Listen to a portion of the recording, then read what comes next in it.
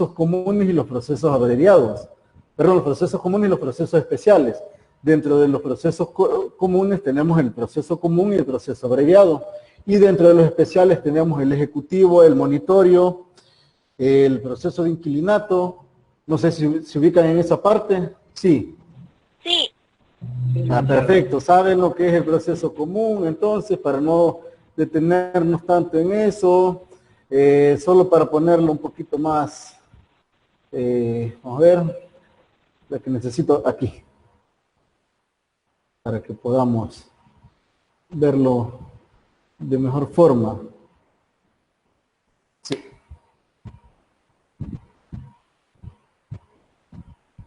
Sí lo ven, ¿verdad? Sí. ¿Me confirman? Perfecto. Sí se ve.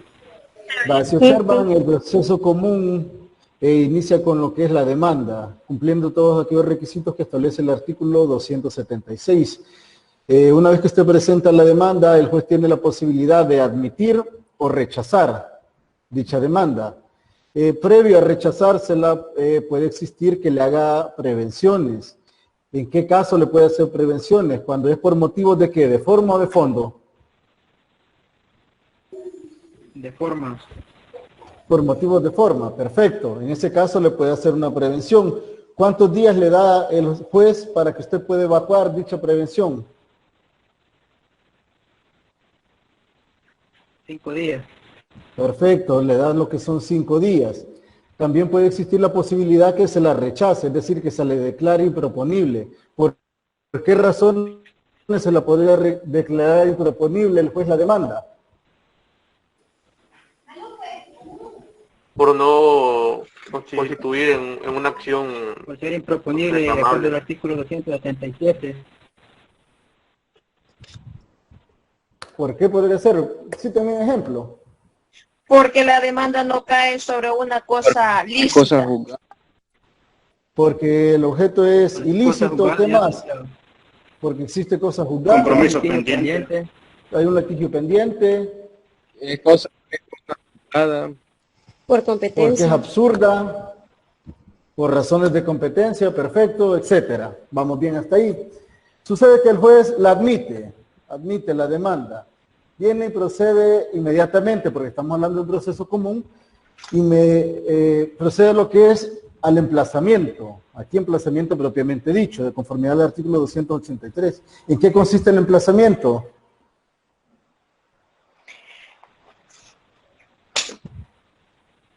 El llamamiento que le hace la ley al demandado para que conteste una demanda en su contra.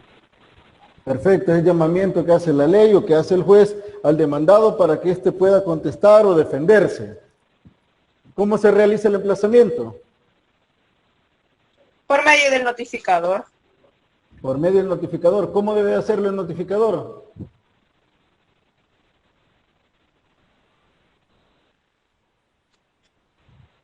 Pues el notificador va licenciado a la casa del demandado, o si el demandado ha nombrado algún representante legal, en este caso sería un abogado, va y le lleva una notificación y le tiene que firmar de recibido. Perfecto, lo que hace es que debe de hacerlo de manera personal. Los emplazamientos se hacen de manera personal. Puede hacerse por medio del notificador del juzgado o puede hacerse un notario. Son las formas de realizar los emplazamientos.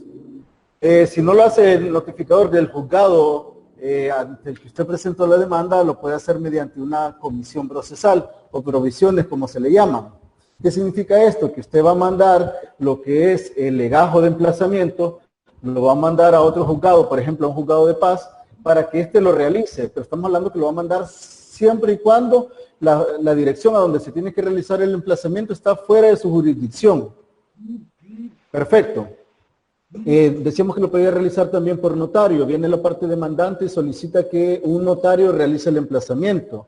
¿Qué es lo que hace el juez? Es verificar que el notario esté legalmente autorizado, es decir, que no tenga sobre él alguna suspensión, y se le autoriza para que éste pueda realizar el emplazamiento, dándole 5 días para que pueda realizarlo, hasta poderse prorrogar por lo que son 5 días más. Siempre, insisto, tiene que hacerse de manera personal. ¿A qué me refiero con esto? Llega el notificador, llega el notario a buscar al demandado.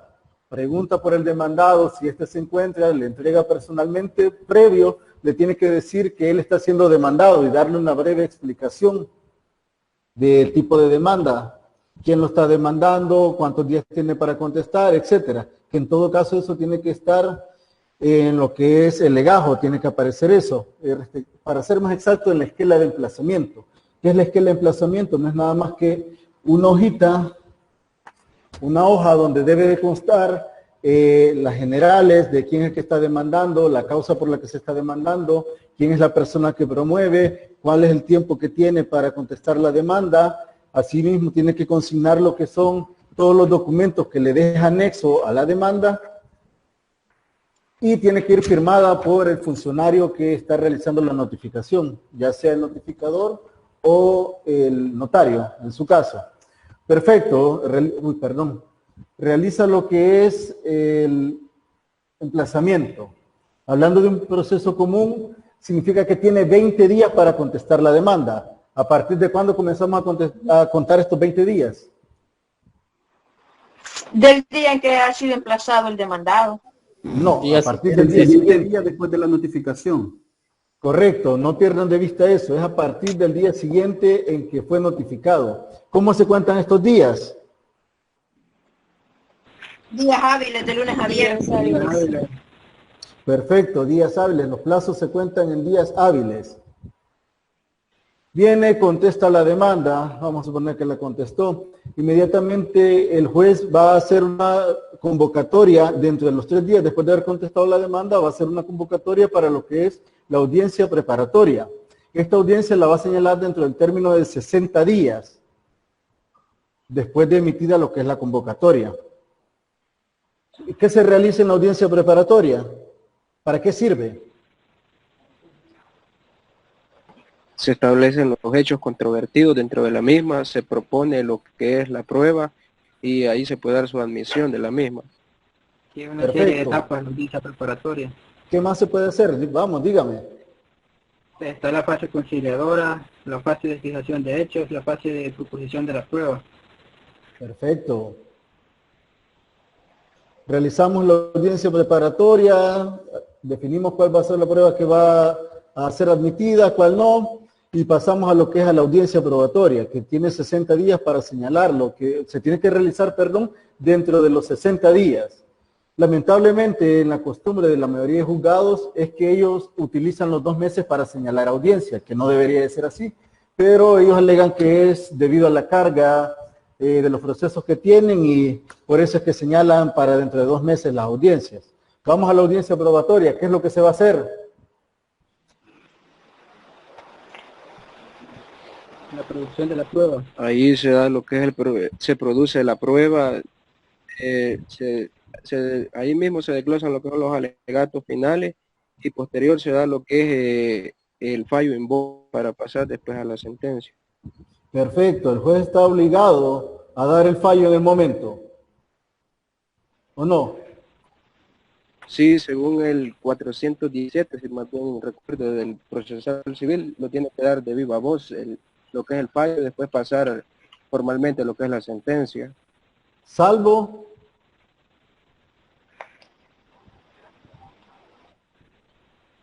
¿alguien? Bueno, salvo la complejidad del caso, puede tomarse 3 días para poder emitir lo que es el fallo. Si es un caso demasiado complicado, le cita a las partes para que dentro de 3 días lleguen y poder emitir lo que es el fallo, quedándole a salvo tiempo para poder dar lo que es la sentencia dentro de los 15 días hábiles siguientes a que se emitió el fallo. Hasta ahí creo que estamos bien. El proceso abreviado no es muy distinto a lo que acabamos de ver. Se presenta como demanda simplificada, siempre de conformidad al artículo 276.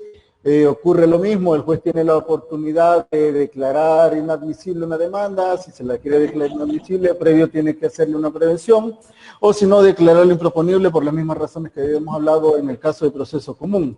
Vamos a suponer que él admite la demanda. En la misma admisión tiene que hacer el señalamiento de la audiencia. ¿Cuánto tiempo tiene para señalar esta audiencia?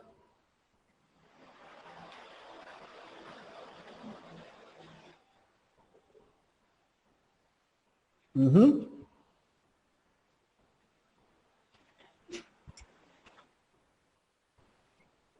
¿Vieron el proceso abreviado? Lo vimos, pero algo rápido, licenciado. Perfecto. Creo que Tiene eran 10 3 días. días. No, Ah, 10. ok, ok. 10 días. Mínimo 10, máximo 20 para realizar la audiencia. Perfecto, se hace la notificación respectiva. En el caso del proceso abreviado, la notificación equivale al emplazamiento.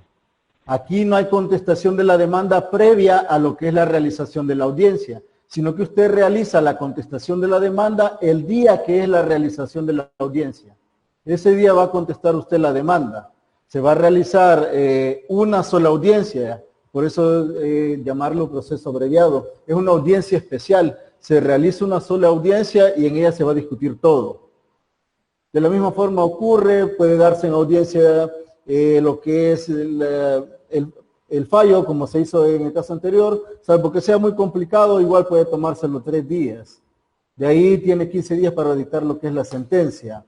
Proceso ejecutivo, ya vamos a lo que son los procesos especiales. Pregunto, ¿qué necesita usted para presentar un proceso ejecutivo? Le hago la pregunta porque los colegas poco o nada tocan lo que es la parte del proceso ejecutivo. Licenciado, tiene Dígame. que sobrepasar el valor de 25.000 colones, me parece. Eso depende, porque eso, si es en San Salvador hay juzgados de Un menor título cuantía valor, pues es una y letra de juzgados de cambio. primera instancia. Si es abajo de 25.000 colones, conocen los juzgados de menor cuantía. Si es arriba de 25.000 colones, conocen los juzgados de primera instancia. Ojo, repito, primera instancia y juzgados juzgados de menor cuantía únicamente existen en lo que es en San Salvador. En ninguna otra parte va a encontrar usted juzgados de menor cuantía. Solo en San Salvador. ¿Qué documento necesita usted para demandar en un proceso ejecutivo? Decía Vladi, creo que era. No, Gustavo, pues. Ah, perdón, Gustavo. Solo se necesita lo que es un título valor, una letra de cambio, por ejemplo. Solamente letra de cambio. Sí, Por medio de la bueno, son esos hipoteca recuerdos también, que tiene la licenciado. fuerza ejecutiva. Necesita un documento que tenga aparejada fuerza ejecutiva. ¿Cuáles son esos que tienen aparejada fuerza ejecutiva? Puede ser La una hipoteca. sentencia. Una sentencia, Por un ejemplo, título valor.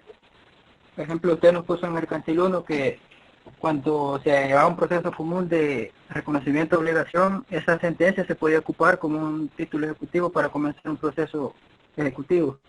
Correcto. Los títulos valores, que ¿cuáles son títulos valores? Ejemplos. El La letra pagaré, de el cambio, cheque, la el letra cheque. de... Pagaré, letra de cambio, cheque. Solamente. Hay más, pero no recuerdo los nombres ya. Los demás, compañeros.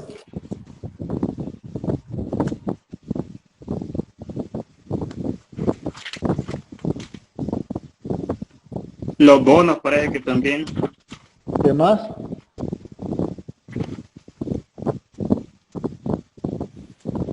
Un instrumento público. Puede hacerlo mediante un instrumento público. ¿Cuáles serían para el caso? Puede ser donde se consigna una hipoteca. Pero la Una letra de cambio. la hipoteca no es nada más que para garantizar el cumplimiento de una obligación, al igual que una fianza, al igual que la Ahí también prenda. lo que entraría la letra de cambio también entraría ahí, ¿verdad? Que sería de... Diga, diga.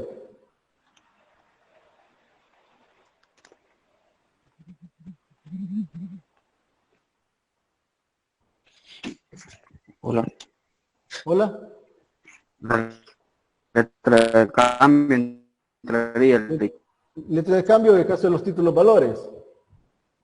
pero acaban de mencionar los instrumentos públicos. Los títulos a la orden, los nominativos.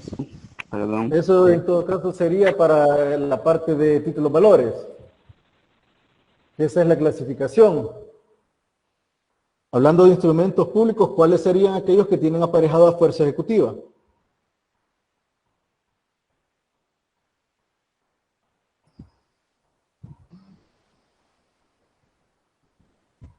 ¿Un embargo podría ser? No, el embargo es una medida para garantizar el cumplimiento de una obligación.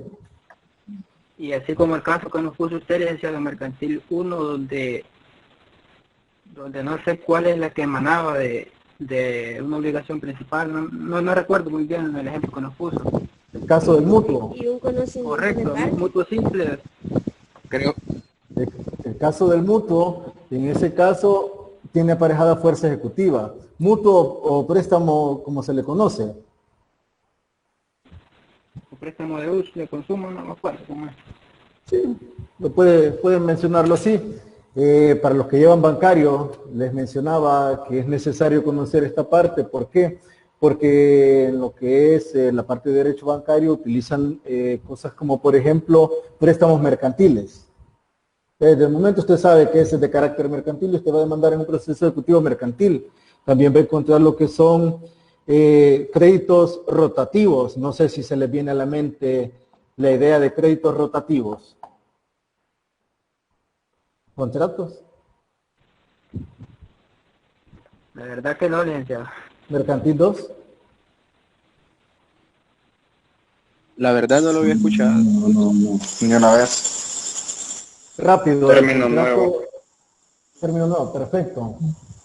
Para que me entiendan, o ponerlo un poquito más fácil, el caso de crédito rotativo, usted firma un contrato, digamos hasta por la cantidad de $15,000, donde usted va a poder disponer de esos $15,000 no inmediatamente, sino que usted va a ir disponiendo de ellos por partes. Por ejemplo, usted necesita $1,000, ahorita va a pedir $1,000. Necesita $2,000, va a sacar esos $2,000 y usted puede estar abonando y estar retirando. El mejor de los casos es el que ocupan para las tarjetas de crédito. Ese es un crédito rotativo. ¿Por qué? Porque lo que le hacen son desembolsos periódicos, dependiendo de la necesidad que usted tenga. ¿Por qué menciono esto de las tarjetas de crédito? Porque los que llevan, bueno, entiendo que todos ustedes llevan bancarios, ¿verdad? Ves conmigo, otros lo llevan con el licenciado Paniagua, van a ver esa parte de que, perdón, les decía, van a ver esa parte que los créditos rotativos o emisión de tarjetas de crédito lo utilizan bastante en derecho bancario. Por eso les mencionaba que es necesario manejar lo que es el proceso ejecutivo, porque los bancos exigen el cumplimiento de las obligaciones por medio de procesos ejecutivos. Vamos rápido aquí. El esquema de lo que es un proceso ejecutivo. Inicia con la demanda. Ya decíamos que para que usted pueda admitirse le tiene que presentar alguno de los documentos que menciona el artículo 457 del Código Procesal Civil y Mercantil. Ante ello, el juez tiene la posibilidad de rechazarlo por ser inadmisible o por ser improponible. Para el caso, le repetía como antes, si lo quiere declarar inadmisible, antes tiene que hacerle una prevención. ¿Cuántos días son los de las prevenciones en este tipo de procesos?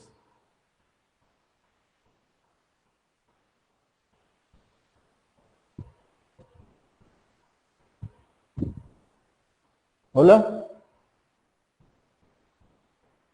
¿Me escuchan?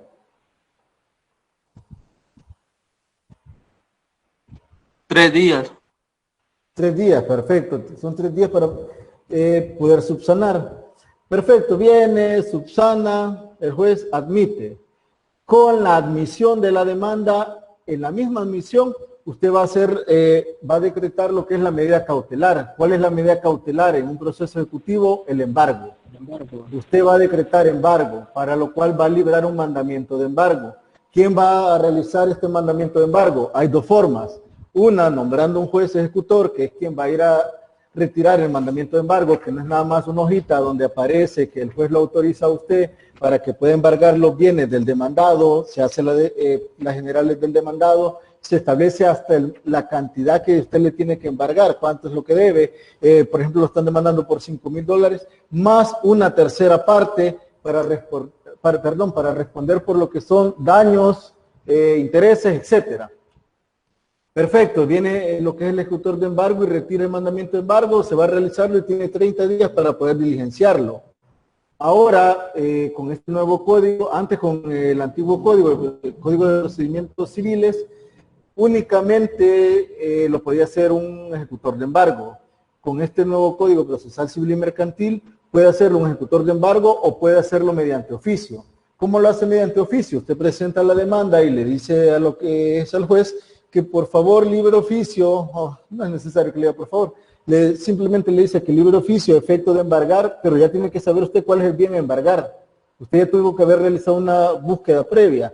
Vamos a suponer que usted fue a hacer tracen o fue a registro de la propiedad, raíz y hipoteca, tiene usted el número de matrícula y usted dice cuál es el inmueble que quiere embargar, por lo cual consigna usted el número de matrícula y el juez emite lo que es un oficio para que usted lo retire y usted lo lleve al registro de la propiedad, raíz y hipoteca y pueda realizar lo que es el embargo. Una vez realizado ese embargo, por regla general, una vez realizado ese embargo, se procede a lo que es a la notificación del decreto de embargo. En el proceso ejecutivo se llama notificación de decreto de embargo, que equivale a lo que es el emplazamiento. ¿Por qué se realiza o por qué debe realizarse hasta que se ha embargado el bien? Porque si usted lo realiza antes, perfectamente el demandado puede ocultar los bienes, alzarse con ellos, como le llaman. En el caso de la notificación del decreto de embargo, ¿cuántos días tiene el demandado para contestar la demanda? 10 días. ¿Contados a partir de cuándo? De que pueda contestar la demanda. Del día siguiente. Ajá. Perfecto, a partir del día siguiente. Eso es si la está contestando en sentido negativo o positivo, como usted quiera. Pero si quiere oponerse, ¿cuántos días tiene?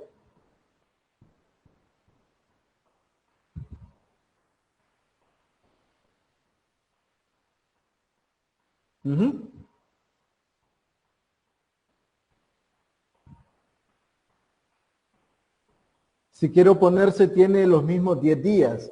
Solo que para plantear una oposición, los días comienzan a contarse desde el momento que fue notificado el decreto de embargo. Ojo con eso, porque muchos colegas lo que hacen es que contestan las demandas y las vienen a contestar hasta el 10º día después de habérsele notificado lo que es la demanda. Y ahí ya no le procede lo que es la oposición.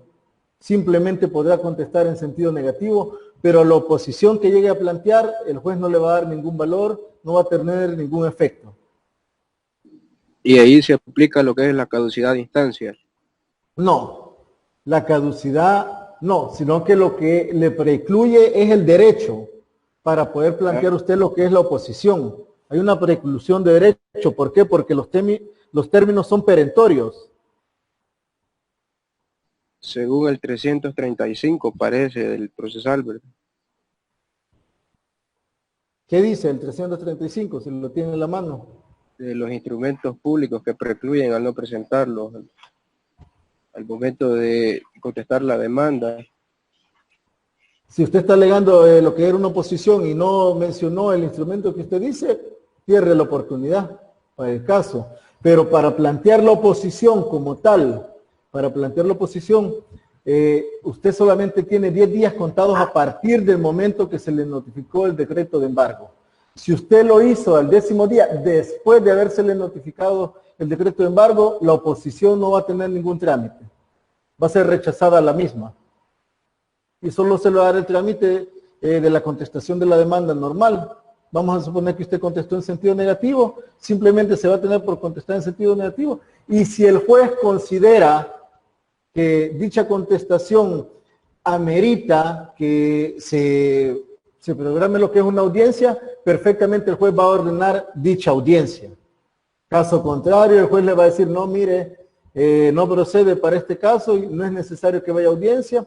¿Por qué? Porque se trata de un proceso especial. Se supone que tiene celeridad en este caso. Siguiendo el esquema, les decía, usted plantea la oposición, el juez puede dictar sentencia, si le parece la oposición que usted ha dicho. O si no le parece, yo solo dice, mire, voy a dictar sentencia. ¿Por qué? Porque lo hizo fuera del tiempo, como le explicaba. En el caso de que la oposición sí sea admitida, el juez va a ver si esta procede, lo que les decía, va a señalar la audiencia y después de la audiencia va a dictar lo que es la sentencia. Si el juez considera que usted tiene que subsanar, le va a dar los 3 días, así como se los daba al principio, en este caso, que se le podía declarar inadmisible para que usted pueda subsanarlo.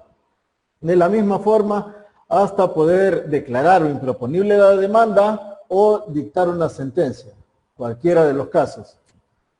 Proceso monitorio que igual se le aplica lo que es el procedimiento del proceso abreviado.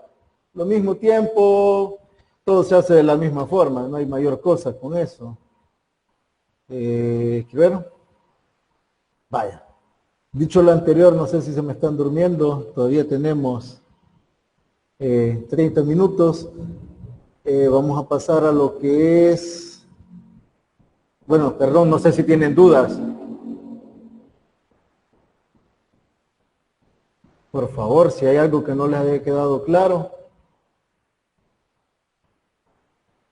Sí, yo tengo una duda. Dígame. En el proceso ejecutivo, ¿verdad que se puede llevar la prescripción adquisitiva? No. No. No. Recuerde que eso es para los procesos declarativos. ¿Por qué? Porque usted busca que se declare una obligación, por ejemplo. El caso que usted menciona es prescripción adquisitiva. Sí, ¿verdad? Prescripción adquisitiva de dominio. Sí, sí. Ese se tramita por medio de un proceso común. Licenciado, yo le quería preguntar a ver un poco más sobre que me explique un poco más sobre los créditos rotativos. Dígame. Que explique un poco más de eso, que no mucho entendí bien eso. Igual a mí me falló la señal cuando lo explicó, si sería tan amable de explicarlo de nuevo. Voy. Vaya, sucede que los créditos rotativos, les decía, generalmente lo ocupan los bancos, instituciones financieras, etcétera. ¿En qué consisten? Consisten en que a usted le dan un crédito hasta por X cantidad. Vamos a suponer $10,000 para el caso. Pero a usted no se le dan los $10,000 como en el caso de un mutuo o préstamo. ¿Por qué? Porque en el caso del mutuo préstamo se le da la cantidad de un solo. Se le deposita a usted lo que es en su cuenta o se le da un cheque, qué sé yo. Pero usted retira la cantidad en el momento. En el caso de los créditos rotativos no. Se le puede aprobar a usted hasta por la cantidad de 10,000, les decía, a manera de ejemplo. Pero ¿qué ocurre? Usted no puede disponer de esos 10,000 en el momento, sino que usted los puede ir sacando o los deberá de ir sacando periódicamente, de manera paulatina, si lo quiere ver así. Como dicho de otras palabras, poco a poco. El mejor caso es el de la tarjeta de crédito. Perdón. Vamos a suponer. Este es de débito. En todo caso, le emiten a usted lo que es una tarjeta de crédito. ¿Qué ocurre con esta tarjeta? Usted tiene a disposición $10,000, por ejemplo. Usted no va a utilizar los $10,000, salvo que vaya a comprar algo que se lo permita, el crédito que le han otorgado. Generalmente usted hace pagos, va al súper y paga ¿qué? $40, $50, va a poner combustible, paga $20, $30, dependiendo del vehículo que ande. Si usted quiere llenar el tanque, va al cine, usted paga con su tarjeta, paga las entradas, paga la golosina, en fin, lo que usted quiera.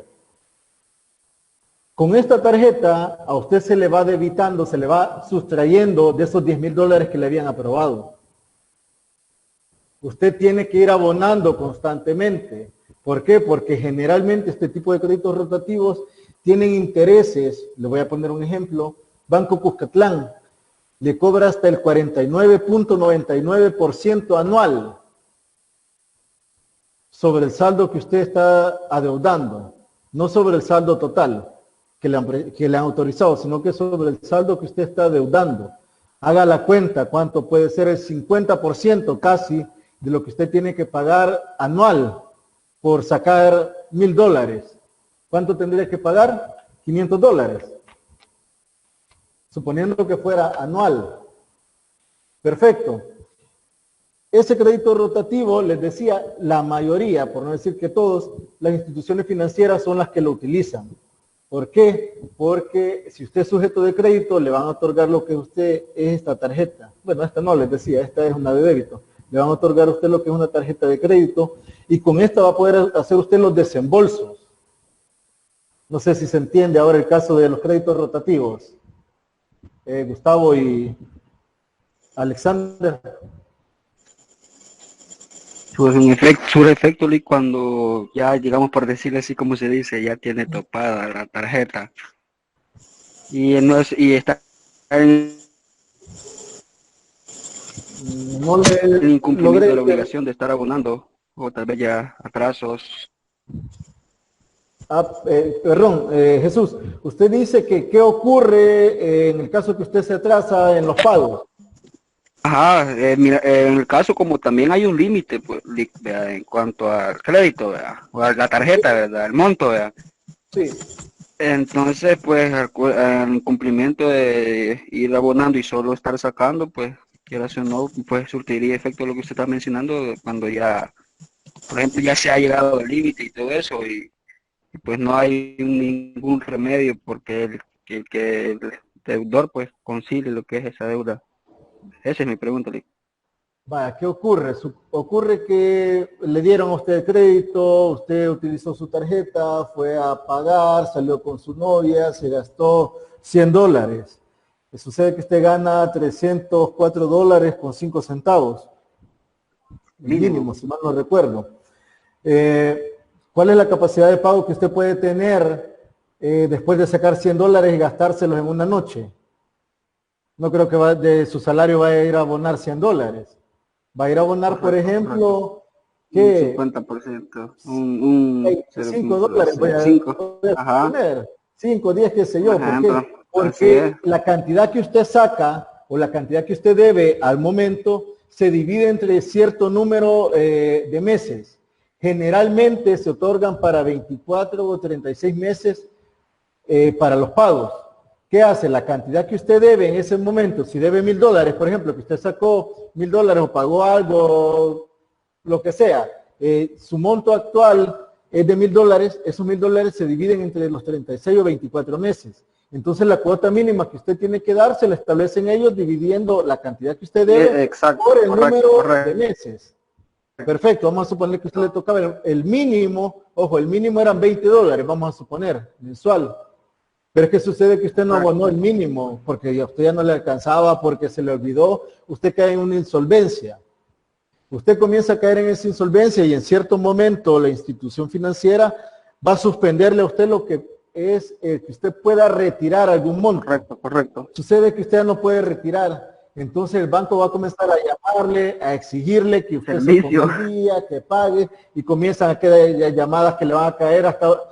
Se supone hasta un máximo de 7 llamadas en el día. En la realidad creo que hay personas a las que les hacen 10, 12, 15, dependiendo de institución financiera o de la gente de cobro. Perfecto. Usted no pagó, buscaron la vía administrativa y usted no pagó. Para ese caso, entonces nos vamos a ir a lo que es un proceso ejecutivo, para poder reclamarle a usted el cumplimiento de la obligación. Por eso les mencionaba que era importante manejar el proceso ejecutivo, porque en derecho bancario, por ejemplo, hablando de un crédito rotativo, esa es la manera en la que se exige el cumplimiento de una obligación. Correcto. ¿Estamos claros, Jesús? Sí, licenciado, sí. Perfecto. Gustavo y Alexis. Sí, perfecto, licenciado. Gracias. Gustavo. Sí, gracias. Perfecto, estamos bien con los créditos rotativos, entonces. Vamos a ver, les decía que, dicho lo anterior, me interesa que pasemos a ver, perdón, esta. No sé si se les ve en la pantalla a ustedes, sí. ¿Me confirman? Sí. Perfecto. Sí, perfecto. Como tenemos que hablar de lo que son los medios de impugnación, antes tenemos que saber lo que son las clases o tipos de resoluciones que existen. Licenciado, una pregunta. Dígame, Katie. Nos va a compartir las diapositivas después. Sí, se las mando. En todo caso, igual veo que aquí los compañeros logran tomarles captura a las pantallas, y si yo me tardo, ellos lo mandan y me parece excelente, porque por rato se me olvida, se me va con tanta cosa, pero de que lo va a tener, no se preocupe. Vaya, gracias. Es que igual, estoy tomando captura, pero sale bastante grande, entonces por eso le decía. Vale, perfecto. Vamos a ver lo que son las resoluciones judiciales. Comencemos primero por definir qué es una resolución judicial o providencias judiciales, como se le llama en doctrina. ¿Alguien tiene alguna idea?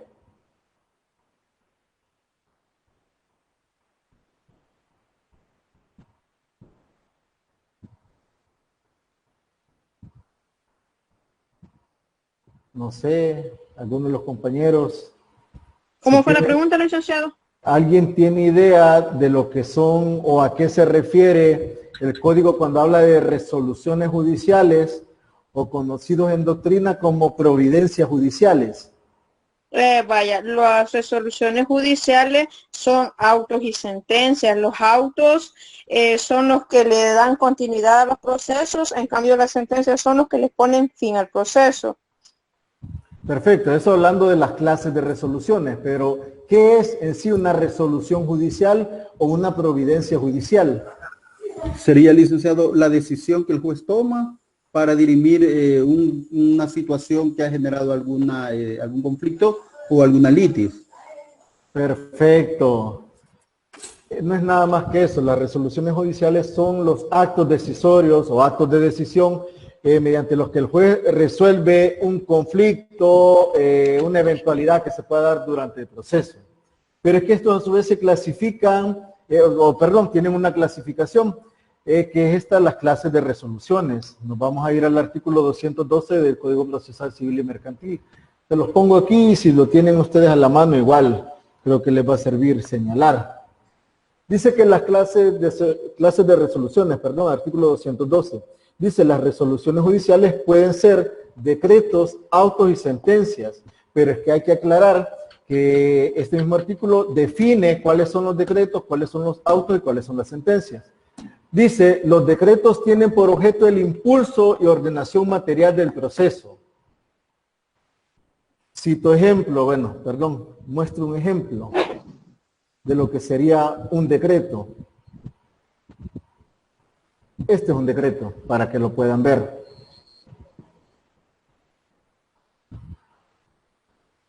¿Qué buscan los decretos? No buscan nada más que impulsar lo que es un proceso. Les comento brevemente. Sucede que aquí se había lo que era librado una comisión procesal a efecto de notificar el decreto de embargo al demandado. ¿Qué ocurrió? Se fue para el Juzgado de Paz de Colón, Departamento de la Libertad, y regresó dicha comisión procesal sin diligenciar. ¿Cuándo llega sin diligenciar? Cuando no se pudo realizar lo que es el acto que se había encomendado. En este caso era la notificación del decreto de embargo. ¿Qué busca el decreto? Darle continuidad, es decir, que el proceso no se estanque. Recuerden que este nuevo código, sucede que este Código Procesal Civil y Mercantil, recuerdan aquella parte de los principios, la oficiosidad, dirección, etcétera, que tiene el juez. Pues lo que busca es darle continuidad. ¿Qué ocurre aquí? Les decía, volvemos a la parte del decreto. Dice: los decretos tienen por objeto el impulso y ordenación material del proceso. El ejemplo que les ponía aquí era este. Llegó o regresó la comisión procesal sin diligenciar, entonces el juez lo que hace es prevenirle al demandante para que se manifieste si conoce una nueva dirección para poder emplazar a la sociedad demandada.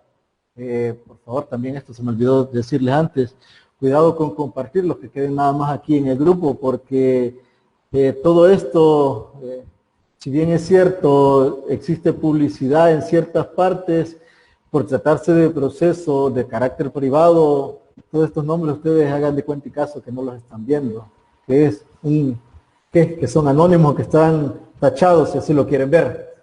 ¿Qué es lo que hace? Le previene a lo que es el demandante, específicamente a la parte procesal, que se manifieste si conoce una dirección para poder emplazar al demandado.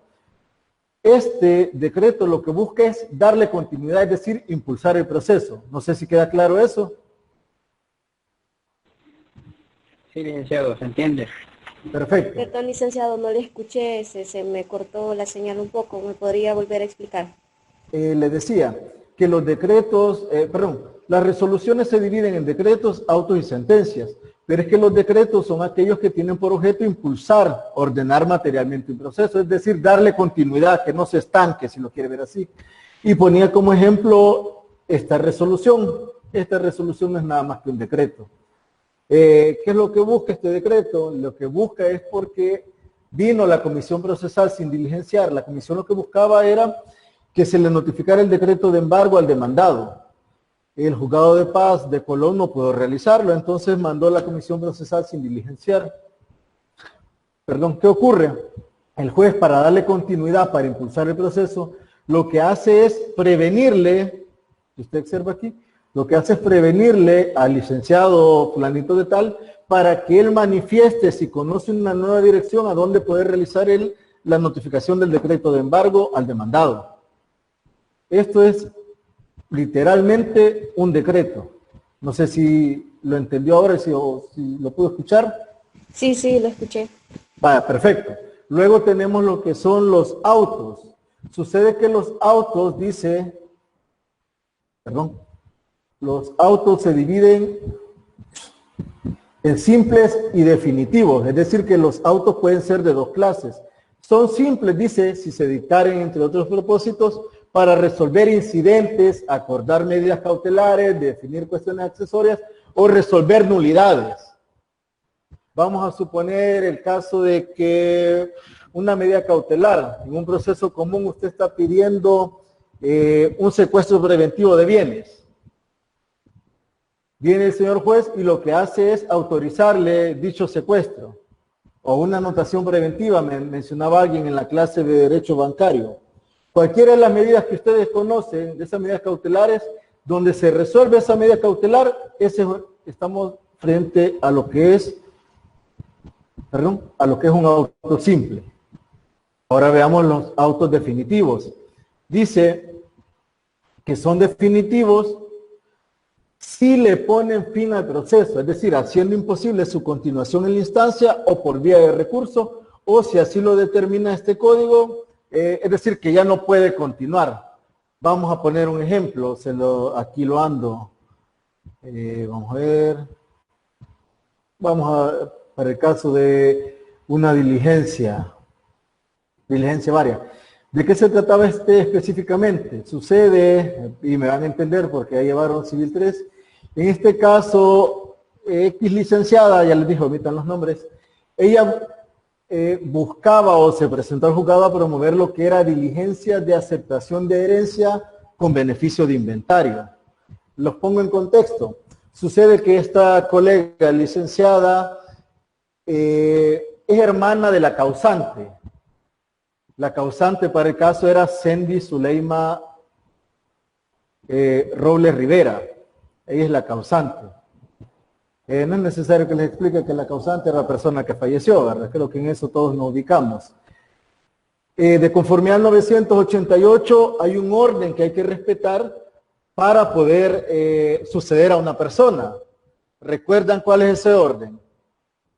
¿Quiénes son los llamados a suceder de conformidad al artículo 988?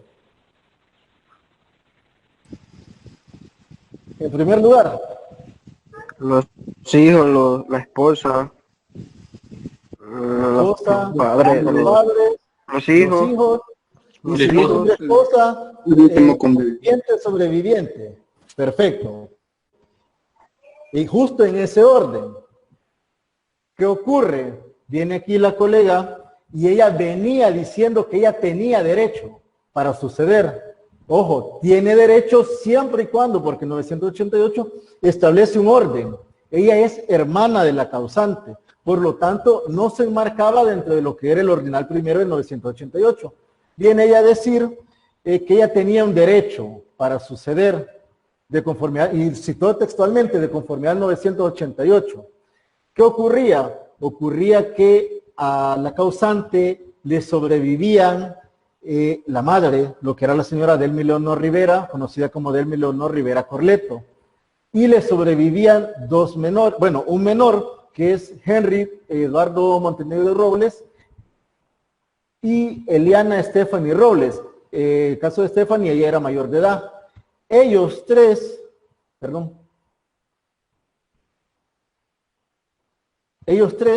sí estaban llamados a suceder de conformidad 988 ordinal primero. En caso de que ellos faltaran, perfectamente podía parecer que los llamados a suceder de conformidad 988 ordinal segundo, que no lo tengo a la mano y se me ha escapado, pero no era el caso de la hermana. La hermana estaba en el ordinal tercero. No sé si ustedes lo tienen a la mano. ¿Alguien que tenga a la mano 988? Los abuelos. Los abuelos. Yo lo tengo a la mano. Los abuelos. Sí, por favor. Los abuelos. Solamente los abuelos. Los abuelos y los demás ascendientes, los nietos y el padre que haya conocido voluntariamente a su hijo. Cuando hablamos ascendientes, dos líneas, ascendiente, descendiente. Es decir, los abuelos, tíos abuelos, etcétera, eran los llamados a suceder. Perfecto. En el tercero sí habla de los hermanos, ¿verdad? Sí. Perfecto. Entonces ella, en el derecho de sucesión, ella estaba en el tercer escalón, si lo queremos llamar así. Tenía que esperar que la madre y los hijos de Sendy Zuleima hubieran fallecido o que ellos hubieran repudiado dicha herencia. Siguiendo que ellos lo hubieran hecho, entonces habría que verificar si Sendy Zuleima tenía vivo a lo que eran los abuelos, a los tíos abuelos, etcétera, es decir, a todos los ascendientes. Y si ellos también repudiaban o estaban muertos, entonces en ese caso sí podía aparecer lo que era, la hermana de ella. Esa figura de ella. Sí, correcto, la figura de ella. La colega Quitania, aquí lo tenía. El orden en el que aparece, son llamados a suceder hijo, el padre, la madre, el cónyuge, y en su caso es el cónyuge, y en su caso el conviviente sobreviviente. En segundo lugar, los abuelos y los demás ascendientes, los nietos y el padre que haya reconocido voluntariamente a su hijo. Tercer lugar, la hermana, que era el caso de ella. Cuarto lugar, sobrinos. Quinto lugar, los tíos. Sexto lugar, los primos hermanos. Y en séptimo lugar tenemos a lo que es la Universidad de El Salvador y los hospitales, que ahí creo que los colegas les explicaron cómo operaba esta parte de los hospitales. ¿Recuerdan? A través de las donaciones. No, para poder suceder. En el caso de una sucesión, vamos a suponer que Raquel fallece, Raquel era millonaria, pero sucede que Raquel no tiene hijos, no tiene el padre, cualquiera de estos 6 no existen. Entonces le corresponde a la Universidad de El Salvador y a los hospitales. ¿Cómo hace el hospital para poder reclamar el patrimonio que había dejado Raquel? ¿Qué hospital es el que lo debe reclamar?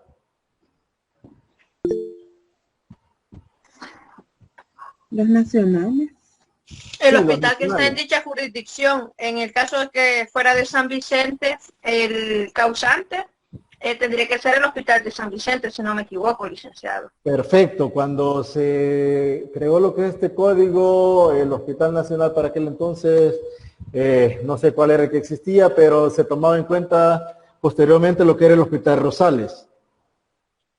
Una vez fueron existiendo hospitales en diferentes departamentos, se tomó consideración, mediante jurisprudencia, que el hospital del domicilio de la causante era el hospital que tenía que reclamar. Era el hospital que tenía que reclamar el patrimonio de la causante. Bueno, volviendo a la parte del auto definitivo, decía que es aquel que busca ponerle fin al proceso. En este caso, lógicamente, la colega estaba planteando mal su pretensión en esta solicitud, porque era una solicitud, no era una demanda, es decir, era de carácter voluntario, no era contencioso, no le asistía el derecho. Para que ella pudiera asistirle el derecho, ella tuvo que haber presentado, partido de defunción de la mamá de ella, porque era la misma mamá de la causante, y haber presentado que los hijos de la causante no existían. No mencionó aquí si la causante tenía esposo o tenía conviviente sobreviviente. Entonces adolecía de una serie de errores. Si se le hacía una prevención, no iba a poder subsanarla. ¿Por qué? Porque los términos para el caso que se le hubieran dado era de 5 días. ¿Pero qué? ¿Dónde iba a conseguir? En medio de esta pandemia, ir a buscar, por ejemplo, que le emitieran constancia de fallecimiento del conviviente sobreviviente o del esposo si existía, o de la mamá, o presentar lo que era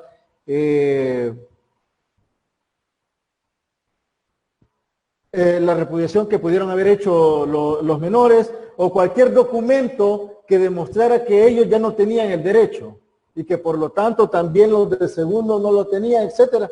Por lo tanto se le declara improponible la solicitud.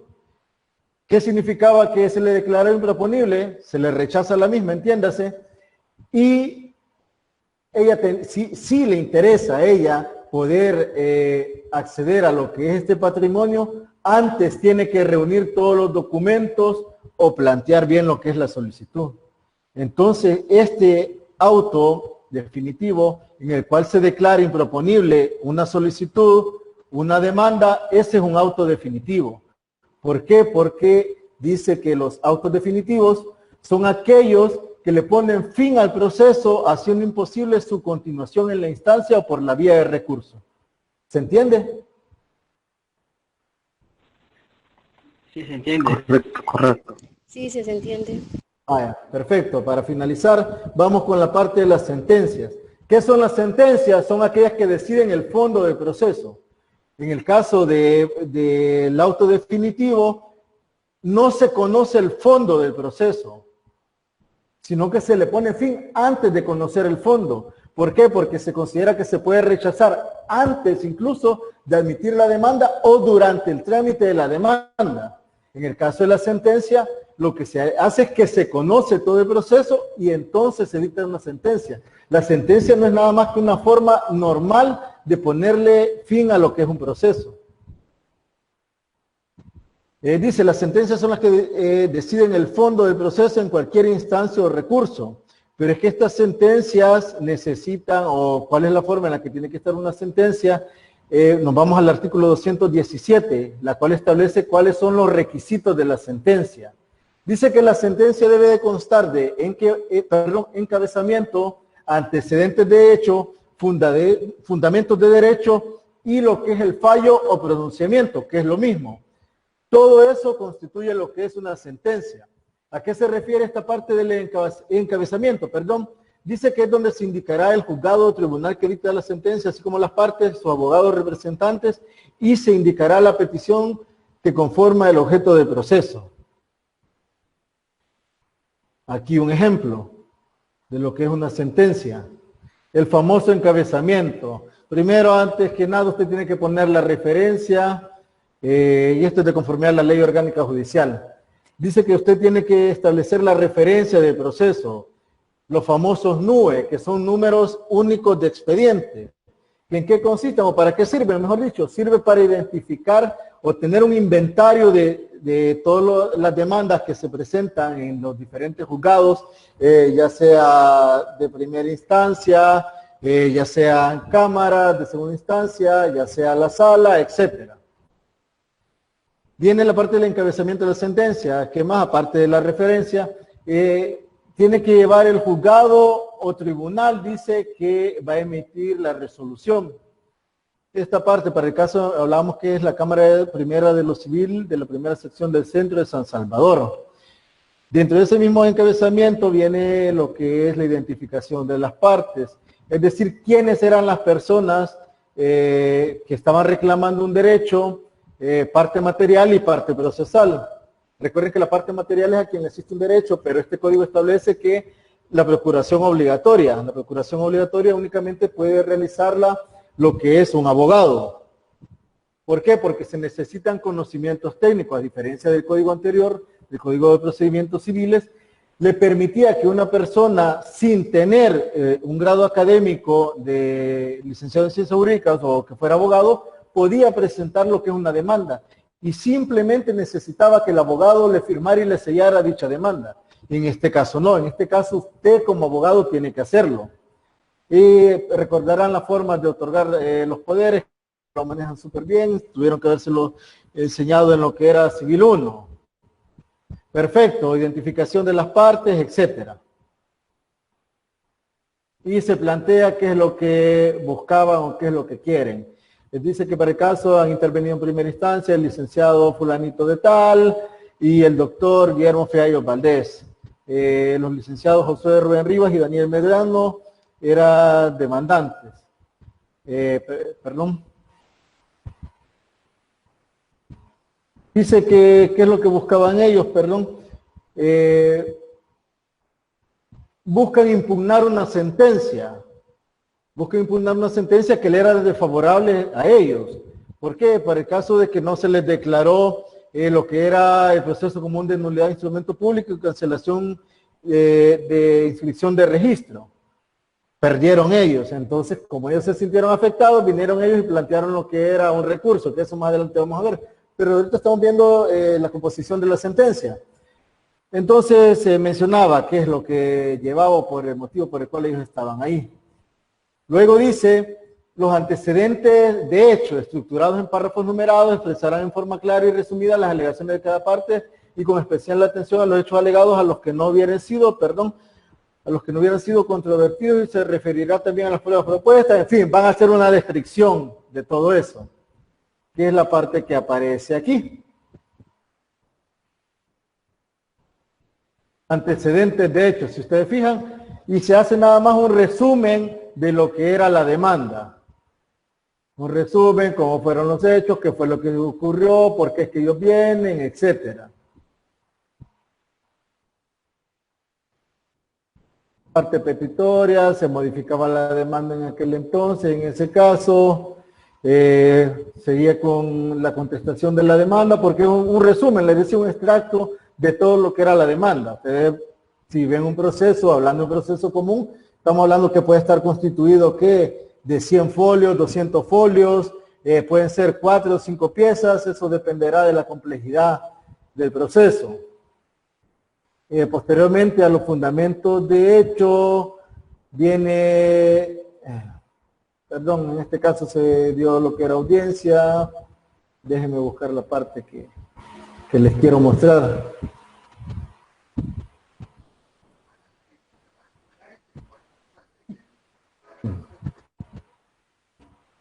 Qué larga está esta cosa, permítanme que lo ubique.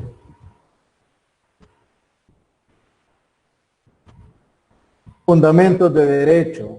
Aquí es donde viene el juez, después de haber hecho lo que era el resumen de los fundamentos de hecho, ahora vienen los fundamentos de derecho, es decir, en qué se va a basar el juez para emitir lo que es el fallo, para dictar su sentencia. ¿Cuáles son los puntos? Recuerden que el juez conoce el derecho, entonces ahí va a mencionar todos aquellos articulados, lo que menciona la doctrina, etcétera. ¿Por qué? Para fundamentar lo que es su resolución. Y finalmente vamos a terminar con la parte de que, perdón, solo les pongo, porque ya estamos sobre las 8:28 de la noche, el fallo. Les decía, volviendo aquí, dice, perdón, le acabo de mencionar fundamento de derecho, dice que igual los fundamentos de derecho igualmente estructurados en párrafos separados y numerados contendrán los razonamientos que han llevado a consideración los hechos probados o no probados, describiendo las operaciones de fijación de hecho, valoración de prueba y también debidamente razonadas las bases legales que sustentan los pronunciamientos del fallo, especialmente cuando se hubieran producido debates sobre las cuestiones jurídicas, con expresión de las normas jurídicas aplicables y en su caso de su interpretación. Los fundamentos de derecho deberán de contener una respuesta expresa y razonada a todas y cada una de las causas de pedir, así como las cuestiones prejudiciales y jurídicas necesarias para la adecuación de la resolución.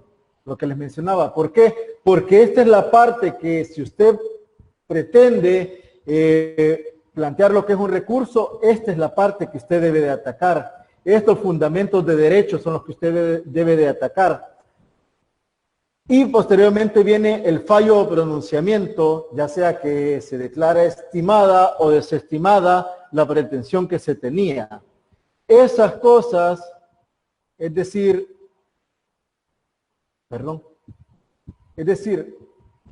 este encabezamiento, este antecedente de hecho, este fundamento de derecho y el fallo o pronunciamiento son los que constituyen lo que son las sentencias. Ya habíamos mencionado que la sentencia no es nada más aquella que le ponía fin al proceso.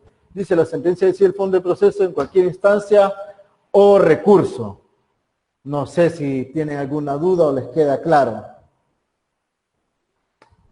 Claro, licenciado. ¿Estamos claros? Díganme, porque hasta ahí nos quedaríamos en caso de... ¿Se entiende?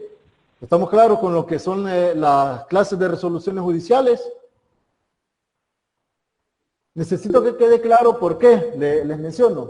Porque en la siguiente clase comenzamos a ver los diferentes medios de impugnación, la clasificación que tienen, y es necesario identificar el tipo de resolución para saber qué tipo de medio de impugnación o recurso es el que vamos a aplicar.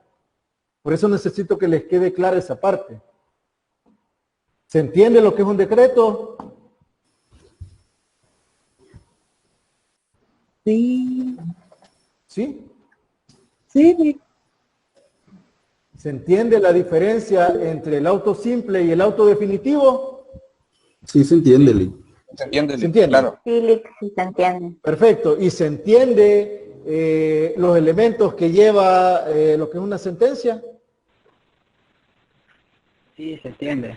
¿Se entiende? Sí. Estamos bien ahí. Está claro lo que es una sentencia, ¿verdad?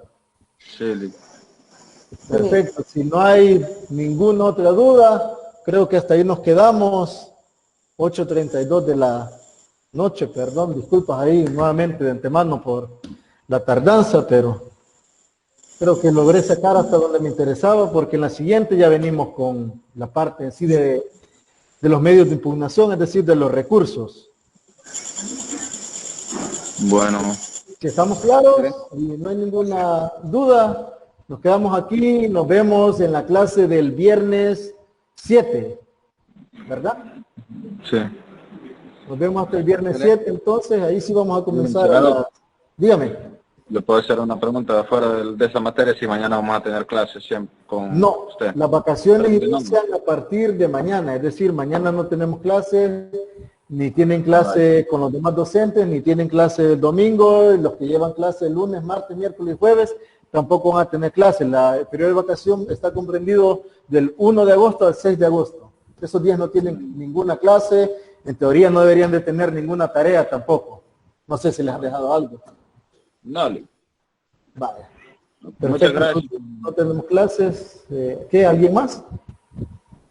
No, todo bien, Lee. Todo bien.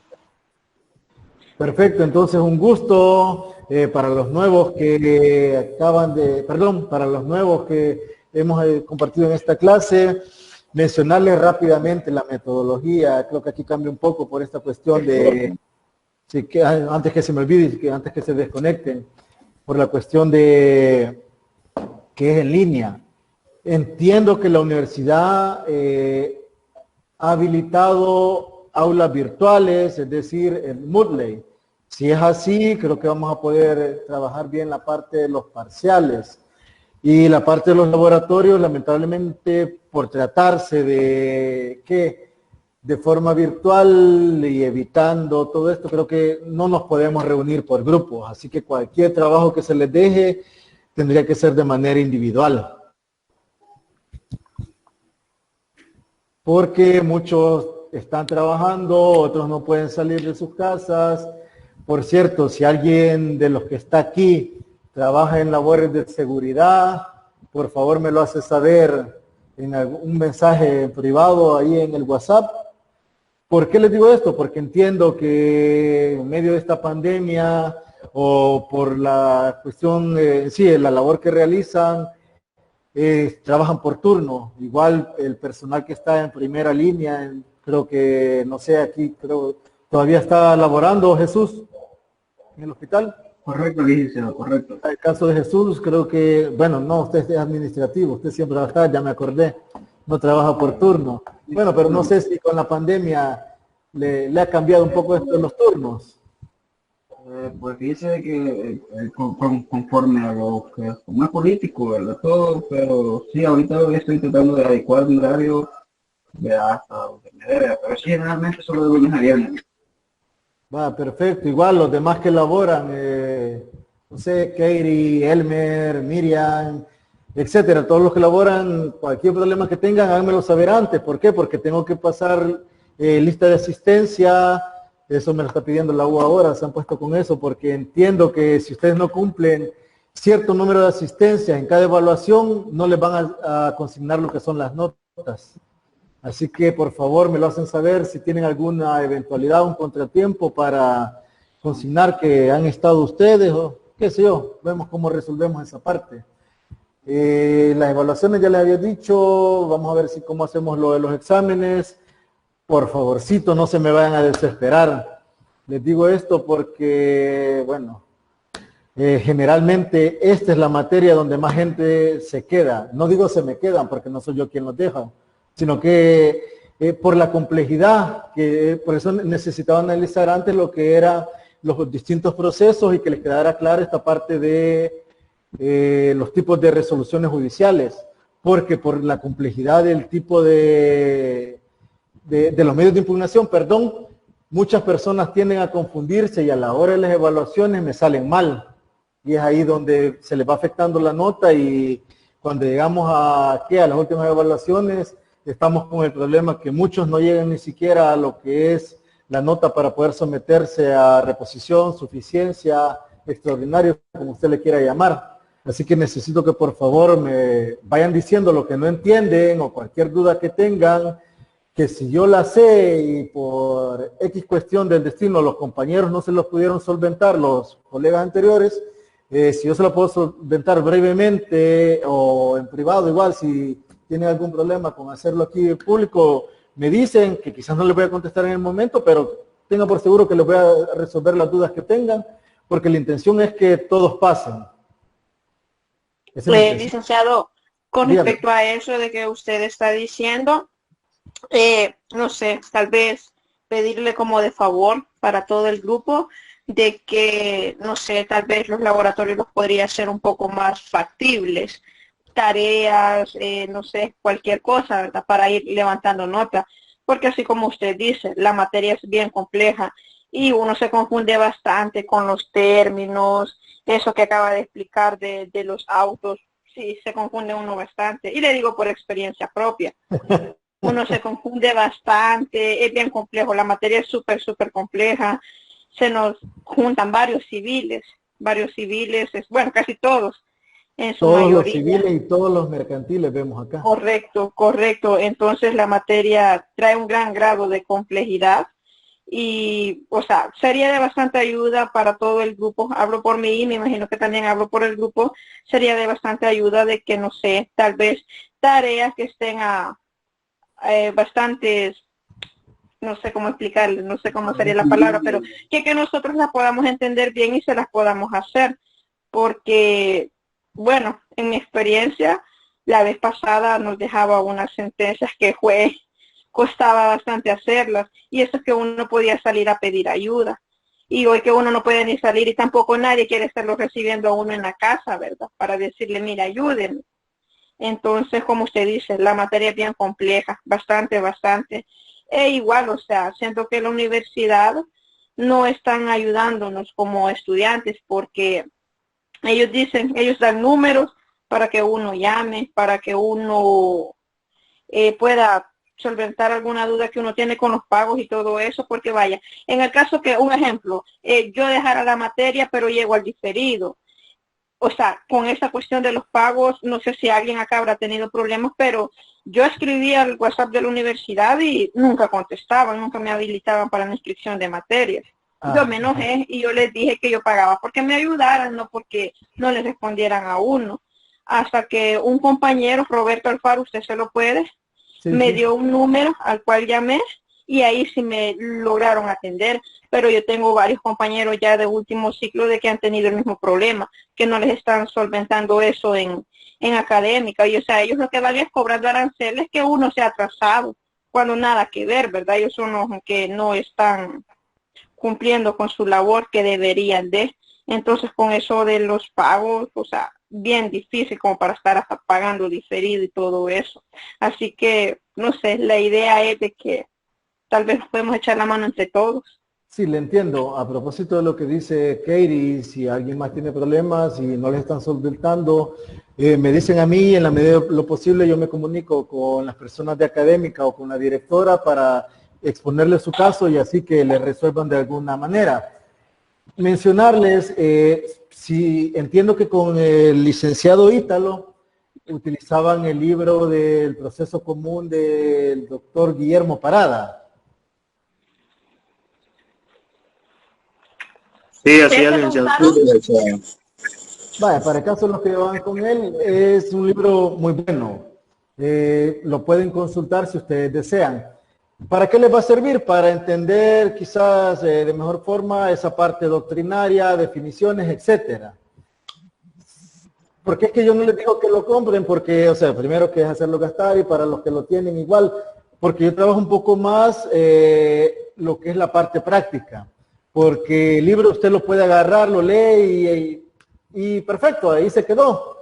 A mí lo que me interesa es que ustedes puedan desde elaborar una demanda, resolver, porque que en determinado momento ustedes pueden ser llamados a cubrir un interinato, o pueden aplicar para una plaza dentro del órgano judicial, o pueden aplicar a una plaza como colaboradores jurídicos, o si alguien ya trabaja como colaborador jurídico, ya sabe lo que tiene que hacer para que le resuelvan mediante un decreto, un auto simple, un auto definitivo o una sentencia, es decir, cómo redactarlo, los mismos.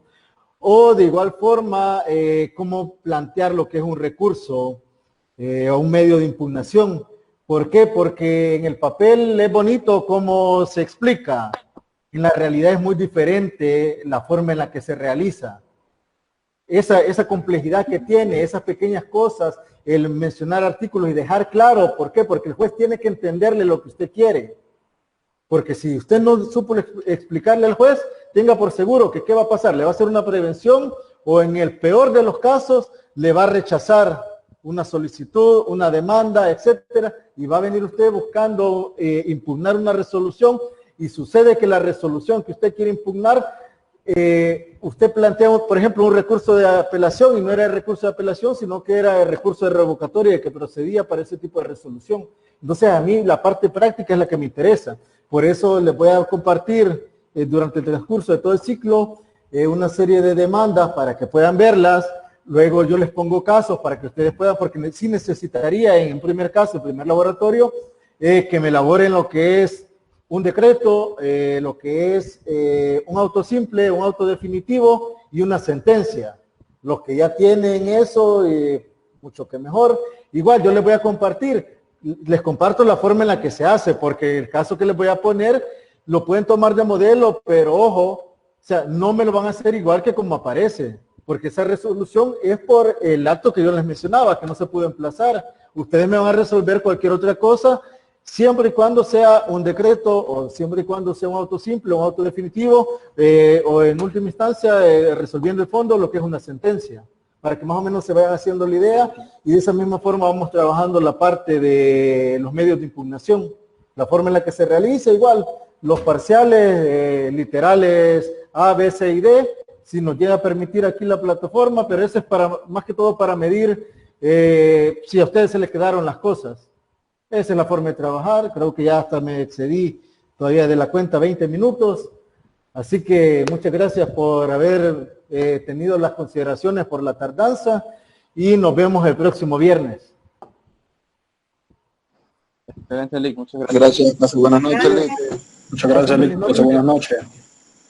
Buenas noches a todas y todos.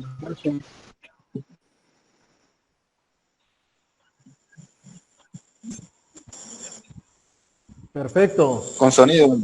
Gracias, Albert. No le va a salir el sonido. Con sonido, Albert. Sí, va a salir.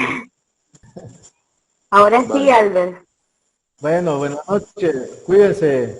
Estamos en contacto. Buenas noches. Buenas noches.